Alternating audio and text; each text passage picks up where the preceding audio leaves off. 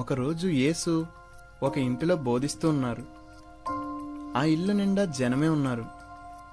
పక్షవాతంతో పడున్న ఒక అతన్ని నలుగురు మంచంతో సహా మోసుకొని వచ్చారు. లోపలికి వెళ్దామంటే జనం, దారి లేదు. ఏం చేద్దామా అని ఆలోచించి అతన్ని మంచంతో సహా యేసయ్య ఉన్న ఇంటిపైకి మోసుకెళ్లారు.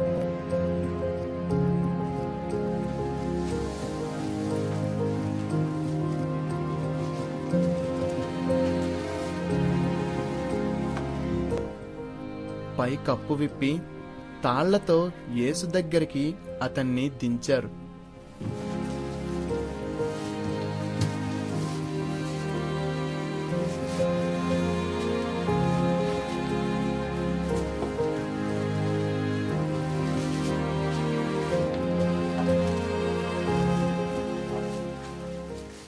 వారి నమ్మకాన్ని చూసి యేసు పక్షవాతం ఉన్న అతనితో, నీ పాపాలు క్షమించాను అన్నారు. పక్కనే ఉన్న మత పెద్దలు, పాపాలు క్షమించడమేంటి, ఇతనేమన్నా దేవుడా అన్నారు. యేసు వాళ్ళ వైపు తిరిగి, నీ పాపాలు క్షమించాను అని చెప్పడం సులువా, నువ్వు లేచి నడువు అని ఇతనితో చెప్పడం సులువా అని అడిగారు. పాపాలు క్షమించడానికి నాకు అధికారం ఉంది అన్నారు.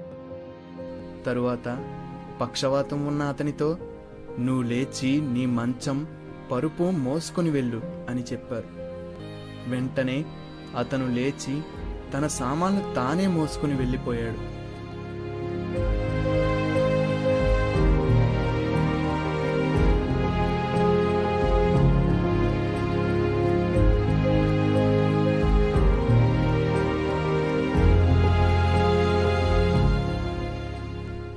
యేసు దేవుడా అని అప్పుడు అన్నారు, ఇప్పుడు అంటున్నారు.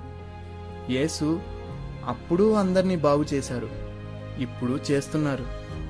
వాళ్ళు ఆయన్ని నమ్మారు కాబట్టి ఆయన బాగు చేశారు. ఆయన్ని నమ్ముకుంటే ఇప్పుడైనా ఎలాంటి రోగాన్నైనా ఆయన బాగు చేస్తారు.